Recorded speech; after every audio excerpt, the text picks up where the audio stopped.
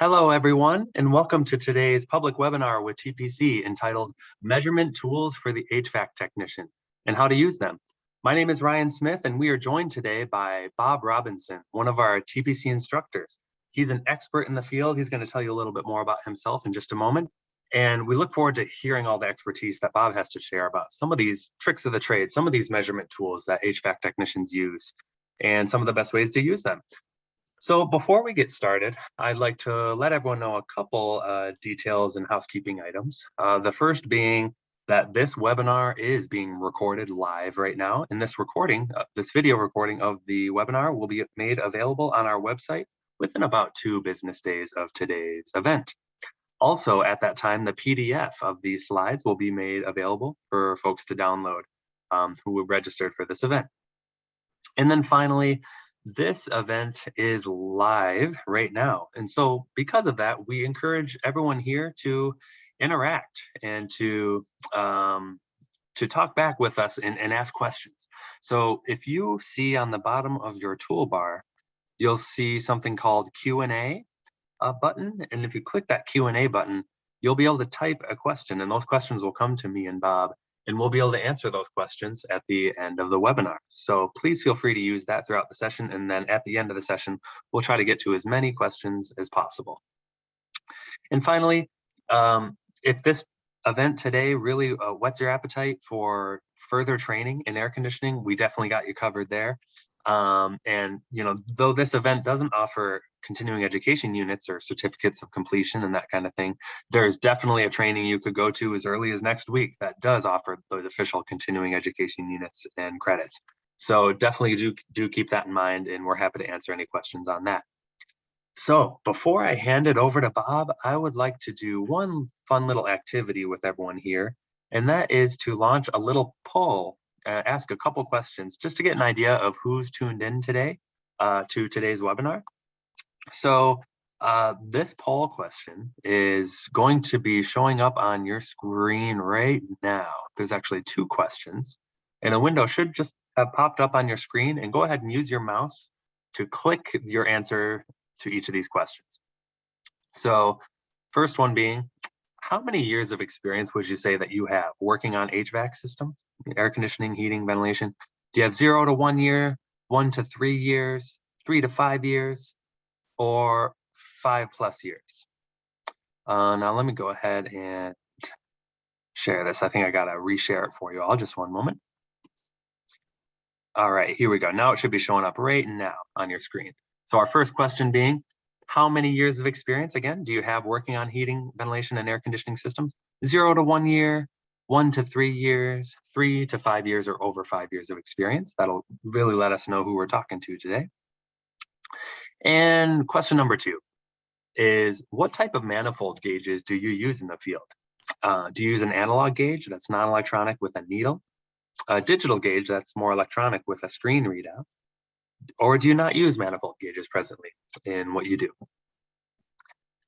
All right, we're getting some great questions coming in, and just give you just a couple more moments to provide your answers. All right, great. I think we have a good amount of answers in, so I'm gonna go ahead and end that poll and share the results with you. So a window should be popping up with a summary of the results. So interesting span here, Bob. We're gonna see that the most of you answered, 47% of you answered, you have over 5 years experience working in air conditioners. However, 31% of you, not far behind that, have 0 to 1 year experience. So that to me really speaks to the variety of experience levels that are tuning in and that see the value in air conditioning, just getting some more tidbits of information and training on air conditioning. So even if you've been working for 30 years in the field, which some of our instructors have, there's always something you can learn and refresh yourself on air conditioning. So that's great. And then question number 2, it looks like the most of you, which is not too surprising here, 67% of you are using those analog gauges, the non-electronic gauges with a needle that moves based on the pressure of the refrigerant. 17% of you only are using digital gauges, and then about 31% of you are pretty new to the field, so you have not used those manifold gauges presently, and that's about 31% of you. Great. So that really gives us an idea of who's here. So I'm going to stop sharing. And that window should have disappeared from your screen.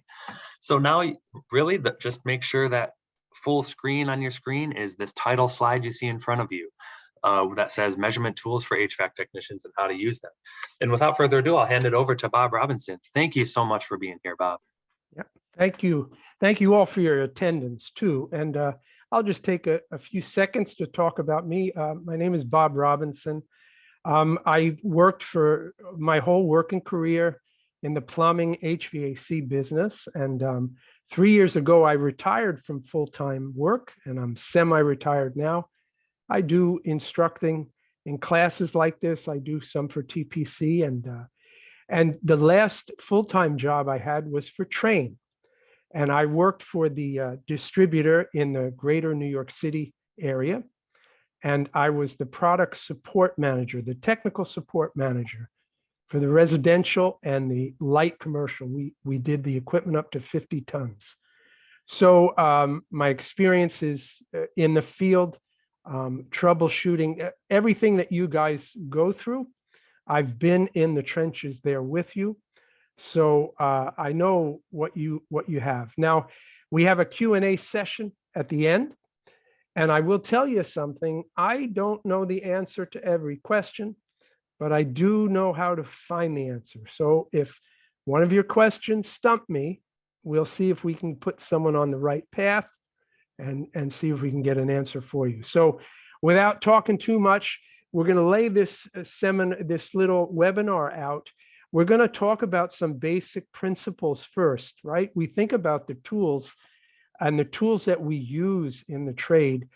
First of all, you could have the most sophisticated tool you can think of. And, you know, I'm thinking about there's a surgical machine where they use for robotic surgery. Now, this machine is very, very sophisticated. A surgeon can make an incision as small as ½ an inch and insert their tools inside the human body and do whatever they need to do to remove a cyst, whatever the case may be. Now, that expensive piece of equipment would only be useful in the hands of a skilled surgeon. Now, of course, we're not surgeons, but we use tools every day. And unless we really know how to use them, those tools are only going to deliver us a bit of information. So for the next few minutes, we'll talk about the information that those tools are going to get to us. So let's start. You know, the air conditioning business is all about the transfer of heat, right? You take heat. If you have a house that's hot, you want to get rid of the heat in that house. You want to remove the heat in the house and take it to a place where it makes no difference, right? We think about what happens. You walk past that condenser on the outside unit and you feel the heat there, right? The refrigerant has removed the heat, right? We're heating that refrigerant and making that space more comfortable. Or if it's refrigeration, we're cooling the products in our case. Now here we have the law of thermodynamics. Now this law, we can go into many things. Over the centuries, scientists have come up with all sorts of things that link in to the law of thermodynamics. This law of thermodynamics lends right into the basic principles of refrigeration. Now, when we talk about this, these 4 things are something, it doesn't matter if you've been doing it for 2 weeks or if you've been doing it for 30 years. These principles of refrigeration will apply to every aspect of the work that you do. Number 1, which is the second law of thermodynamics, by the way, is that warm moves to cold. Remember, as a young child, you opened up the refrigerator door, you were staring in there, and your mom said, "Close the door, you're letting all the cold air out." Well, I'm sorry to report, but mom was wrong. You were letting the warm air in, right? So it's just like that. Now, principle number 2, high pressure moves to low pressure. We blow up a balloon. Inside the balloon, the pressure is greater than the pressure outside of it. We release the air out of the balloon and it becomes equalized. High pressure moves to low pressure. That's principle number 2. The next 2 principles have to do with sensible heat and latent heat. And it all has to do with what happens. We remove or add heat from a substance to change temperature. That's sensible heat. That's what we feel. We add or remove heat from a substance to change state. That's latent heat. We go on, right? We think about the components that will transfer the heat, right? Heat exchangers do that, coils, terminal units. Think about the components that move our refrigerant, the compressors, the piping. What about the components that move air? We have fans, ductwork, air handlers. All of this, thermodynamics is about the amount of heat that's in a material. That amount of heat will determine the state of the matter. Think about water. Water can be solid, it can be liquid, or it can be vapor. Well, the amount of heat in there is going to determine what state that matter is. And heat is the amount of energy that's in the matter. The energy is the capacity for doing work. We go now to the second law of thermodynamics. Heat flows from a warmer place to a cooler place. Now, what about sensible heat, right? Sensible heat is what we can feel. Our bodies, for the most part, are pretty sensitive, where we can tell the difference between a degree or two of air. We move in between rooms and we can feel it if it's a couple of degrees more in one room from another. Now, latent heat is when we have a change of state. Here you see in this illustration, we see the water is evaporating. This is what's going to happen. The next slide, we'll spend a couple of minutes. We'll talk about water and show how this all takes place. Here, we're going to put the whole slide up for 1 second. Now, if we look over here, if water was at 0 degrees Fahrenheit, we know it would be in the solid state. Now, if we want to turn that solid ice into liquid, we have to add heat to that. As we do, we know that at 32 degrees, that the ice is going to start to melt. And we're going to have a combination of ice and water at 32 degrees. Now, this is saturated. This is where we're going to have to continue to add heat if we want to take that solid and turn it into a liquid. Once it's all liquid, now we begin to add heat until that water is 212 degrees. At 212 degrees, now we're saturated again. Very important to remember that term, saturation. At 212 degrees, we have water and vapor existing. If we want to make it all vapor, we have to continue to add heat, and that is called superheating it. Once we heat that up above 212 degrees, now all we have is water vapor. Here are the definitions. If we've been around the trade, we've heard these terms before, but do we understand what they mean? Do we understand what they're doing? Superheat is heat added to a vapor that causes an increase in temperature. In air conditioning refrigeration terms, if the question becomes, what is the superheat? We're talking about degrees. The answer may be 10, 12, 15, 20, 5. That's superheat, and it's measured in degrees. Now, saturation, this is, we think about our water at 32 degrees, right? We want to change that ice into completely water. We have to add some more heat. So at saturation, it can't accept or reject heat without changing state. So we have to raise that temperature to 33 or lower it to 31 at that point. Same goes at 212 degrees. The pressure and the temperature, the vacuum pressure, this is going to affect our saturation temperatures, the latent point of vaporization, the latent point of condensation. As we increase pressure in a system, the saturation or the boiling point will increase as well. As we decrease pressure in the system, that boiling point comes down. Now, why are we talking about all this? Because when we're looking at our gauge set, we're going to have an idea of what is going on in the system. Because in the system, the pressure is going to determine its boiling point, or more properly termed, the saturation temperature.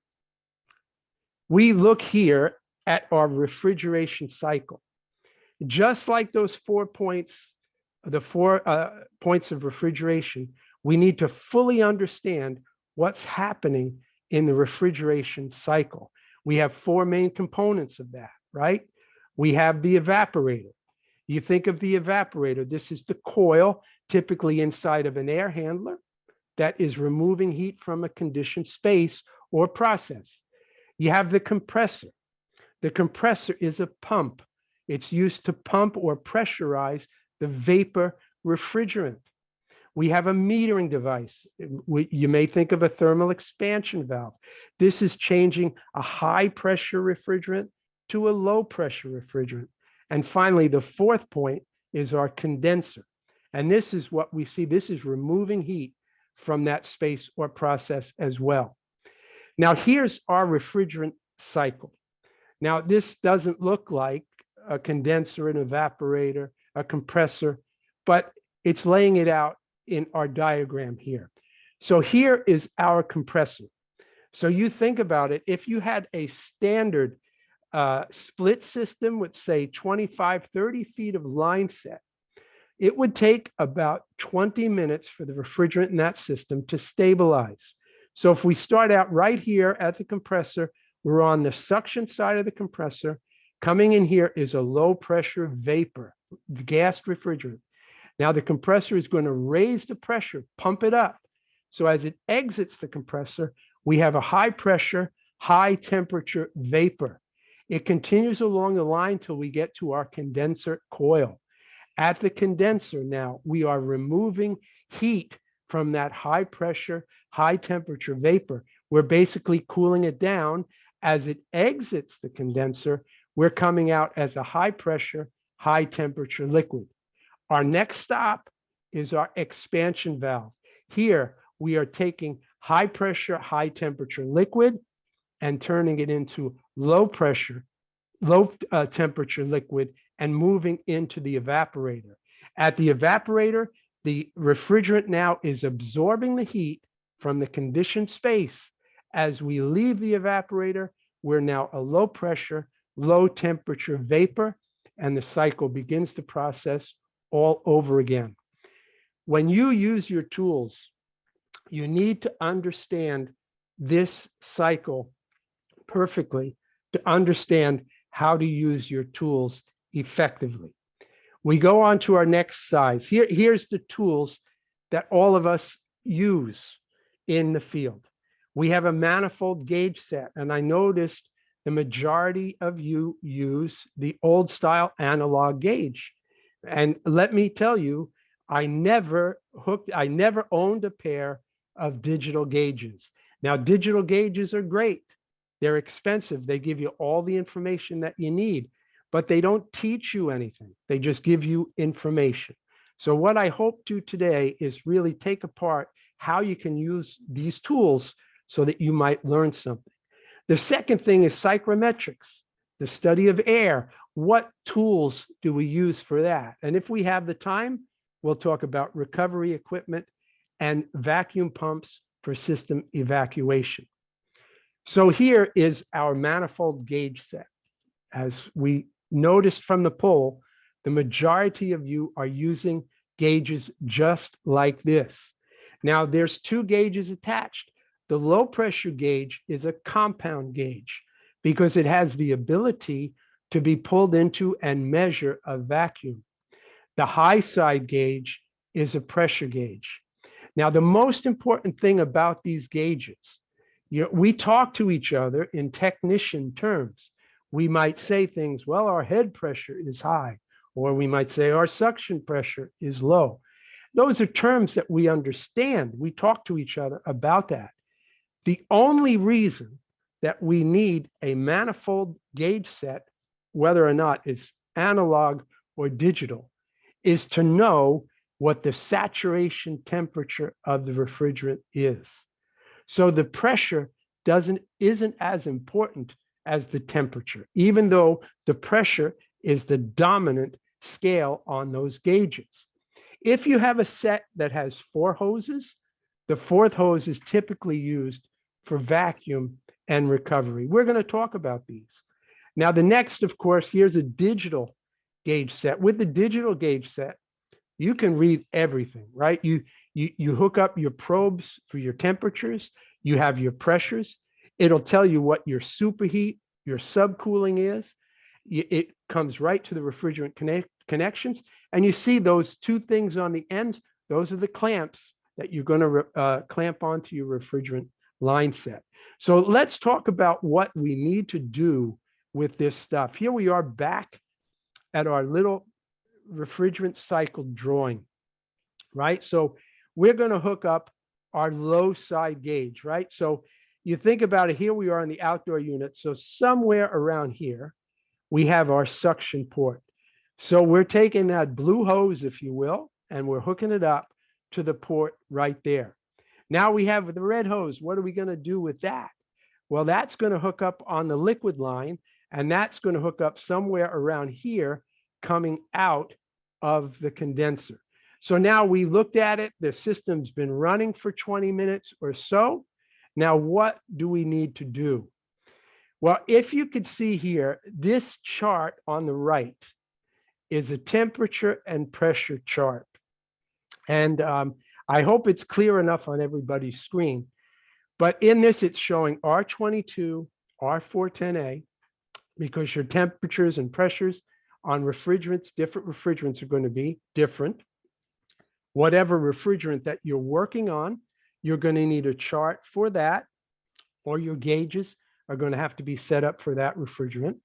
And when you look, if you notice on the one side, right, we have a temperature reading. I'm in the 410A gauge, temperature reading here. The right column next to it is our pressures. So we can go down and you could look at any of these pressures. So let's look around for a second just at the R410A column. And let's say that the pressure we're reading on our suction gauge, our compound gauge, is 120 PSI. Well, at 120 PSI, if you notice, that means that the saturation temperature of that refrigerant is 41 degrees. Now, if you were to look on your scale, that analog scale, all of those scales in there are going to give you temperature readings. So the needle, the dominant needle will point to 120. But if you slide down the needle, you'll see on the scales that has different refrigerant, and you'll be able to see what the saturation temperature of that refrigerant is. Now we take our next step.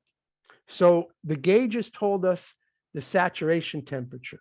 So now we need some thermometers or sensors that we're going to strap on, because we want to begin to measure our superheat temperatures or our subcooling temperatures, right? We need to do this with a thermometer. And in this case, the one that's showing up is one that is a psychrometer too. It's a digital psychrometer that will measure wet bulb and relative humidity, which we'll talk about in a few moments. But for right now, we think about this, we're looking to measure superheat. So we take our thermometer, which is right here, the little probe, and we're going to strap it on to the suction line. Remember where our blue hose is hooked up, if you will. We're going to strap that temperature on right here. And what we're looking for is our superheat for the evaporator. So now we come and we look at our chart again, right? Now you may have heard things, and this is where it might be confusing. Many years ago, when TXVs started to become popular on residential systems, when the efficiency of the system started to go up, they would tell us the metering devices we used to use was a fixed orifice or capillary tubes. And they used to tell us when you have a TXV, you don't have to worry about superheat anymore. Well, they weren't exactly telling us the truth. See, it's true when you have a TXV, you don't check the charge of a system using the superheat method, but you still need to know what the superheat is. So regardless, we have to check our superheat. So remember, here's what we did. We recorded our temperature, right? Our suction pressure. So let's say we're working on an R22 system. And if you look here on our R22 system, let's say our pressure is 67 pounds. So you see that right there? So at 67 pounds, our saturation temperature is 39 degrees, okay? So now, we write that down. We measure and record that. So we have our saturation temperature, okay? So now what you do is you have your thermometer hooked up on your suction line, and let's just say that measurement is saying 51 degrees. So the suction line temperature and the saturation temperature, the difference between the two is our superheat. So we take 51 degrees, which is our measured suction line temperature, and subtract our saturation temperature, 39 degrees, and we get 12 degrees of superheat. Now, for those of us who've been around for some time, perhaps you've heard the term beer can cold. Okay, now beer can cold was a rule of thumb from way, way, way back when. And it basically said you just get that suction line to around 45 degrees and you're good to go. Well, if our suction line under this situation was 45 degrees, we would only have 6 degrees of superheat. And at 6 degrees of superheat, we might be asking for some trouble. So it's important to understand how to measure superheat, what it all means. And this is the way to do it with your gauges. Now, what about subcooling? We've heard that. Now, the manufacturers are going to tell you that they're going to say this system, this equipment has a required subcooling temperature, right? Now, subcooling is the way you check the charge in a system that has a TXV. But if we're troubleshooting problems, we need to know what the superheat is, what the subcooling of that system is, if we're going to be successful. So how do we do that? Well, we read and record the liquid pressure, the head pressure, and we write that down. That pressure, we find out what's the saturation temperature. Now we put our thermometer on the liquid line and we measure that temperature. The difference between the two is going to be our subcooling temperature, right? Now we move into psychrometrics. Now this becomes important because oftentimes we take all of this information for granted, right? The dry bulb temperature is basically the temperature of the air. When you look at a thermostat, the thermostat says 76, that's dry bulb. That's what it's telling you. Now, the wet bulb is taking into account the moisture content of the air. So there's a special tool that we need to use to measure the wet bulb temperature. We need to know wet bulb if we're dealing with different types of troubleshooting, different types of systems. We go back to that system. You have a system that has a fixed orifice as a metering device. If you're going to adjust the charge, you're going to need to know what the wet bulb temperature of the indoor space is. You see, because you could have high superheat, low superheat. Remember that metering device is sending refrigerant at the same volume every minute of the time. With a TXV, the amount of refrigerant entering the evaporator is modulating. It's based on the temperature. In psychrometrics, you'll hear the term enthalpy, right? This is the total heat content of everything within the system. right? So we need to know enthalpy. We need to know dry bulb. We need to know wet bulb. Now here is some of the tools that we can use. The tool on the right is a Sling Psychrometer.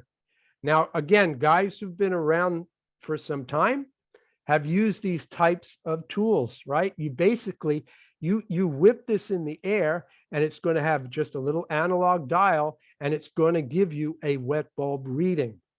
The tool on the left is that digital psychrometer that it can measure dry bulb with the probes, and it can measure wet bulb also with the probe just at the touch of a button.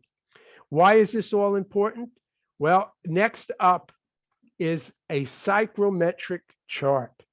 The psychrometric chart is going to be able, you can plot all of your readings across a psychrometric chart to determine exactly how the system is performing. When I did troubleshooting and system problems for contractors, all of our measurements were plotted across a psychrometric chart. This was the way that we could determine exactly if the system was behaving properly or if it wasn't. This is the way to do it. You often hear the term baselining. Well, this is like at startup. You install a new system, a new rooftop unit, whatever the case may be. You take all the readings at the startup. That's how you baseline it. And then every subsequent check on that system, you could see how it's performing against the day that it was new. The same thing, if you notice all of these little arrows on there, you have the wet bulb temperature, you have enthalpy, dew point temperature, relative humidity, dry bulb. You intersect all of these curves and it's going to tell you exactly how the system is performing. With the tools that you use every day, if you had a psychrometric chart, you'll be able to see if that system is working correctly or it isn't. The days with the way systems are, the way they become so sophisticated, the days of just saying the pressure's too high, the pressure's too low, beer can cold, all of those things are long gone. You need to know exactly how the system performs. The psychrometric chart is one of those ways to do it. We think about fan performance. Another tool comes into play, right? We need to measure static pressure, velocity pressure, or the total pressure inside the ductwork. These are tools of the trade that you folks use all the time. Here for fan performance, it is measured in inches of water column. So the reality is it's very, very low pressure. Now, when you come to the 2-day training, all of the things that we've talked about, we just glazed over, right? We're just throwing some information out there. We talk about the refrigerant circuit. We talk about superheat, subcooling. We really go into depth in these things so you can get a very, very good overall understanding of how it all works and what adjustments you can make to it, how the system is performing, what might be going wrong in the system. But here again are tools that we can use to measure airflow. This is called a magnehelic gauge. And this, if you can see, you see the scale there, it goes from 0 to 2 inches of water column. We use this, you could use this to measure gas pressures. You could use it to measure your static pressure inside a duct system. These are excellent. This looks like some old thing out of the 1950s, but these are excellent tools that you can use for measuring airflow and gas pressures. Here's what happens, right?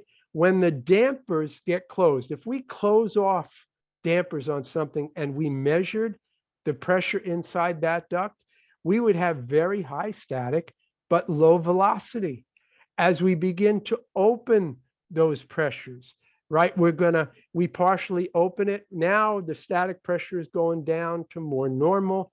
The velocity pressure starts to come up a little bit. Now when it's fully open, we see the static pressure will drop and the velocity pressure goes up. So the fan performance is so critical on how your systems work, how it affects all of that heat transfer, that we talked about. If your airflow is bad, you're not going to be removing heat at the evaporator. You're going to be sending liquid to the compressor. The compressor is not designed to pump liquid, and the compressor is not going to be long for this world. So you must look at systems, air conditioning systems, refrigeration systems, as a total system. You don't want to just look at, oh, there's a bad part over there. What am I going to do about that? How can I change that? So remember, we've talked about the refrigeration cycle a little bit, the components. We talked a little bit about airflow and the tools that we need to do it. Well, what do we need if we have to make a repair on a system? We got to get the charge out. We're going to use recovery machines to do that. This is going to pump the system out of the unit, store it in a cylinder, and enable you to make the repair. Here it is, system evacuation. You can use this with your vacuum pump, where you're removing non-condensables, all the air and moisture in the system, and you're drying out the system. Notice it says the desired level is 500 microns. If all you're using is your manifold gauge on your vacuuming, then you have no idea how deep the vacuum is. The next slide is showing us a vacuum pump, right? You can get them in single stage, two stage, a rotary vane pump. And here some hints when you are using a vacuum pump. You want to use as short hoses as possible. You want to be able to really remove the moisture, remove all the non-condensables from the system. You're going to take the Schrader cores out of the system. You don't want to restrict it in any way. Maybe you need 2 vacuum pumps to pump down a system. Something that's not listed here is changing the vacuum pump oil. Every time you use a vacuum pump, you need to change the oil, because you could possibly put contamination in the systems that you're working on. You have 3/8 inch hoses and fittings. That's the best thing to do, right? So a deep vacuum is considered 500 microns. And the only way that you'll know that you're down to 500 microns is if you use a micron gauge to do that. Here's all different styles of micron gauges. The one on the left is an old analog style. So it has a needle. It's going to tell you how deep it is. In the middle and on top, the one in the middle is an LED, right? You're going to have a scale there. The one on the right is a digital readout. The next one is one that I used to use, but it will tell you exactly where you are. What is nice about using a micron gauge when you're working on a system, you will see if you have a slight leak somewhere, you're going to see that the micron, that is going to go up once you shut your pump off, and you're going to know that you have a leak, and you can go back out there and you could fix the leak and pump it down again. Many new systems, we talk about the VRF systems, variable refrigerant flow. Daikin calls them VRV systems. They want you to triple evacuate, hold that vacuum for 24 hours before you put a system into service. So they want really, really deep vacuums on their system. And there's no way to know how deep the vacuum is unless you have a micron gauge. Now, with your refrigerant, of course, you need to have a scale. You need to know exactly what you're pulling out. If you're weighing in a charge, you make a repair, you know that that system has so many PSI, so many pounds of refrigerant in it. You need a scale to make sure that the refrigerant charge is correct. And the only way that you can do that with the charge is to weigh in the exact amount of charge. So a good electronic digital scale is what you need.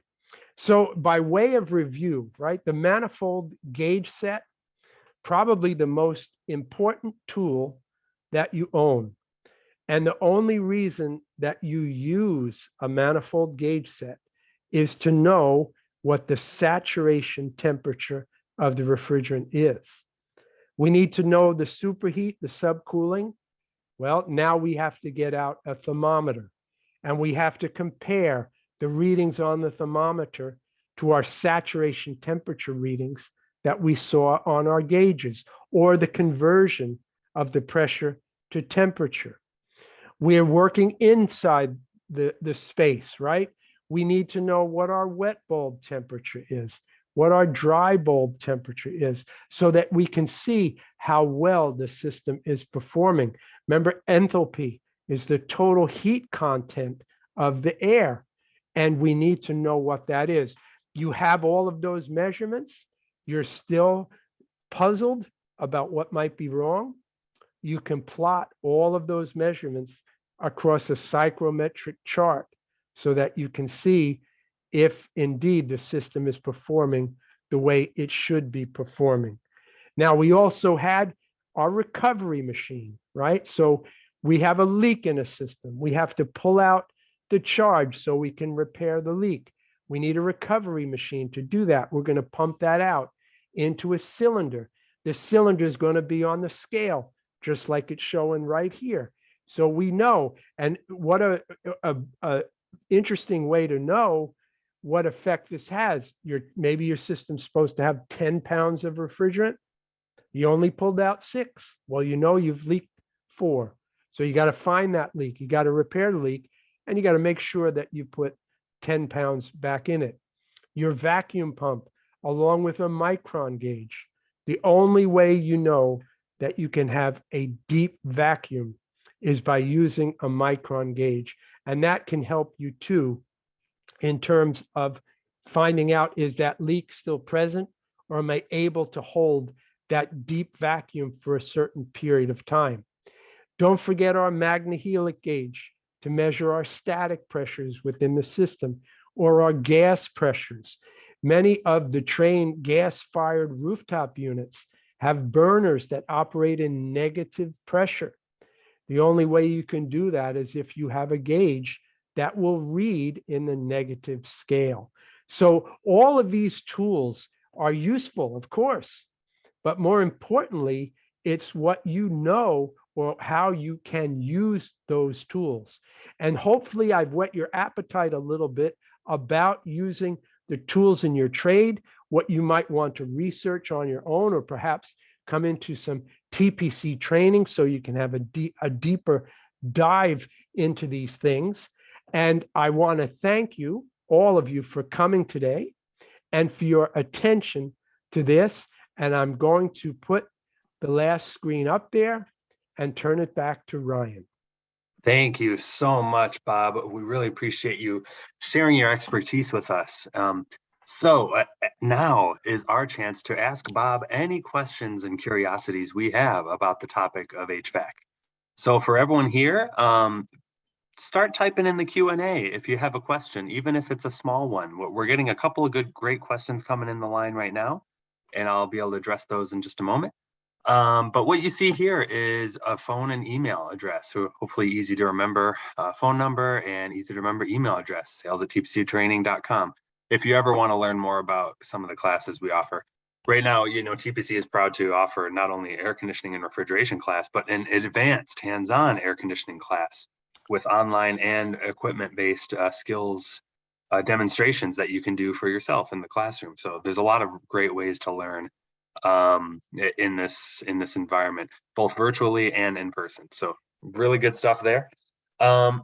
So we're getting some really great questions, Bob, and I think the first one is a really good one that we take for granted. It's the acronym TXV.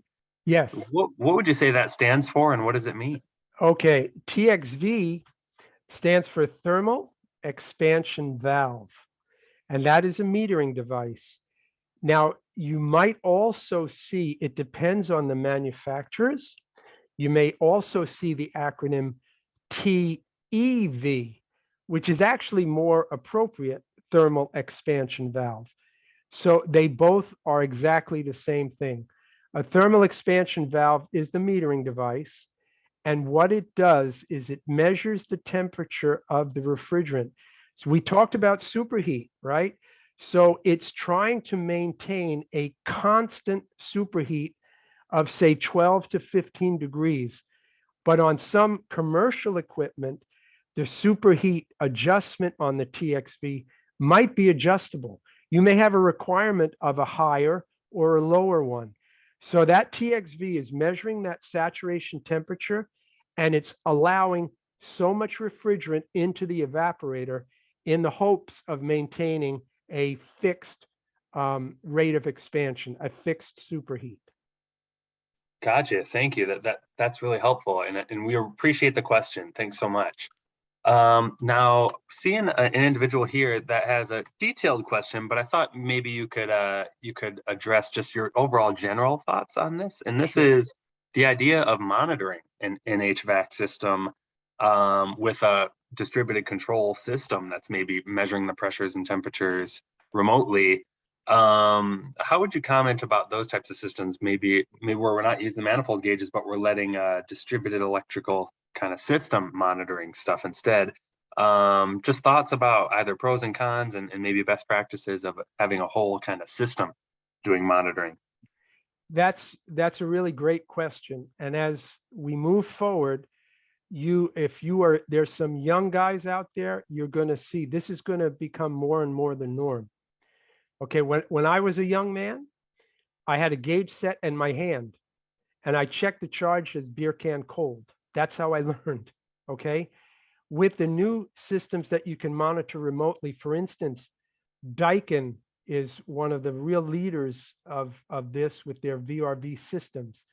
They have a tool that's called the service checker, and you basically hook it up to the machine and you take all of these readings off your laptop. If you're taking care of a building, you may have that hooked up all the time. Again, you're going to need to understand what the readings you're getting. These readings are coming live. You're going to need to understand what those readings mean. So if something is wrong, you're going to have to be able to interpret that.